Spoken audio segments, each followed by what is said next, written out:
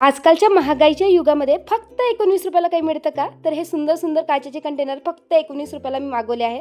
कुठून मागवले ते सांगतेच, पण त्याआधी आज लौकीपासून मस्त अशी रेसिपी बनवली होती.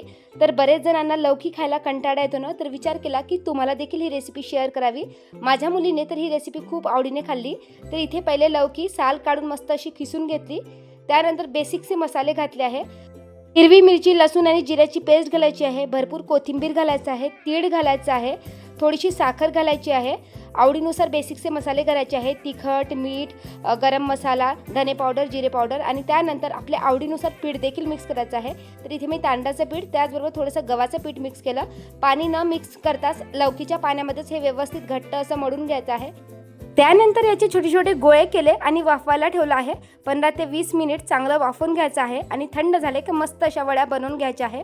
जशी आपण कोथिंबीर वडे बनवतो ना, त्याच पद्धतीची ही रेसिपी आहे, पण हे लौकीचे मुठ्ठे आहे. त्यानंतर तुम्ही आवडीनुसार याला तडका मारू शकता. मी जिरा, मोहरी, वरतून लिंबू, साखर घालून भरपूर अशी कोथिंबीर घालून सकाळच्या नाश्त्यासाठी याला रेडी केले. रात्रीच ही रेसिपी तुम्ही बनवून ठेवू शकता. तर काल गेलो होतो आम्ही डी-मार्टला आणि खरंच मला माहिती नव्हतं की एवढं स्वस्त मिळेल. तर या काही वस्तू मी मागवलेल्या आहेत. तुम्हाला या वस्तू कशा वाटल्या मला कमेंटमधून नक्की सांगा.